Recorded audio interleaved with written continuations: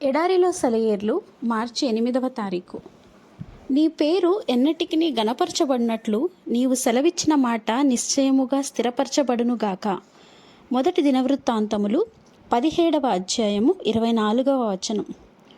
యథార్థమైన ప్రార్థనకి ఆయువు పట్టైన వాక్యం ఇది.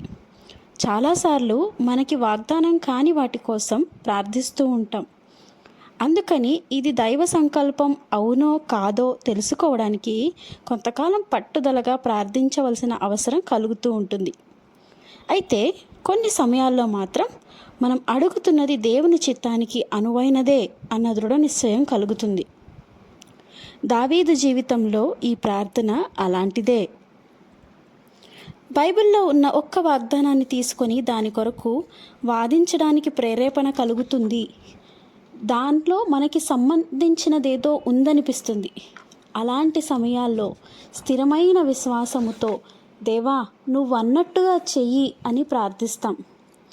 దైవవాక్కులోని ఒక వాగ్దానం మీద చెయ్యి వేసి అది కావాలి అని అడగడం అన్నింటికంటే క్షేమకరమైనది, అందమైనది కూడా. ఇందులో మనం చెమటోడ్చి చేయవలసిందేమీ లేదు, పెనుగులాడవలసిన పని లేదు. చెక్కును బ్యాంకులో ఇచ్చి డబ్బు తీసుకున్నట్టు ఆ వాగ్దానాన్ని దేవుని ముందు పెట్టి దాని నెరవేర్పును పొందడమే.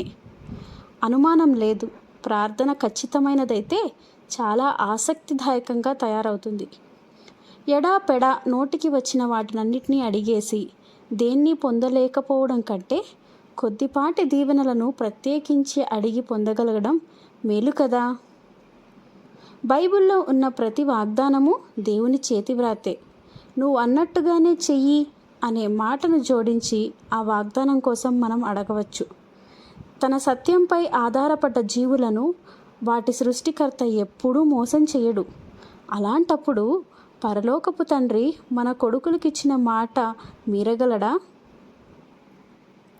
నాలో ఆసక్తి రేకెత్తించిన నీ మాటను జ్ఞాపకం చేసుకో. ఇది ఫలితాలను ఇచ్చే ప్రార్థన. దీనిలో 2 అంశాలున్నాయి. ఇది నీ మాట, దీన్ని నిలబెట్టుకోలేవా? దీన్ని నిజం చేసే ఉద్దేశం లేకపోతే అసలు ఎందుకు అన్నావు? దీనిలోనే నేను ఆశ పెట్టుకున్నాను, నువ్వే నాలో కల్పించిన ఈ ఆశను వమ్ము చేస్తావా? అవిశ్వాసము వలన దేవుని వాగ్దానం గురించి సందేహింపక దేవుని మహిమపరిచి ఆయన వాగ్దానము చేసిన దాన్ని నెరవేర్చుటకు సమర్థుడని రూఢిగా విశ్వసించి విశ్వాసము వలన బలము పొందవాలి. మాట తప్పని దేవుని మాటలే బైబిల్లోని వాగ్దానాలను అంత అమూల్యమైనవిగా, అపురూపమైనవిగా చేశాయి. మనుషులు చేసే వాగ్దానాలు ఒక్కోసారి పనికి రాకుండా పోతాయి. ఇలా మాట తప్పడం వల్ల ఎన్నో హృదయాలు నిరాశతో కుమిలిపోయినాయి. అయితే ప్రపంచం పుట్టినప్పటి నుంచి దేవుడు తనని నమ్మే వాళ్ళకి చేసే వాగ్దానాల్లో ఒక్కటి కూడా తప్పిపోలేదు.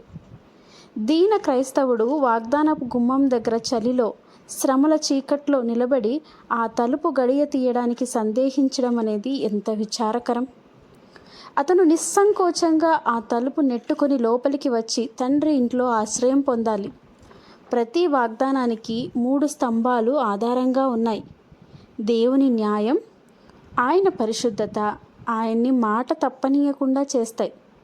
ఆయన కృపా వాత్సల్యం ఆ వాగ్దానాలను ఆయన మర్చిపోకుండా చేస్తాయి.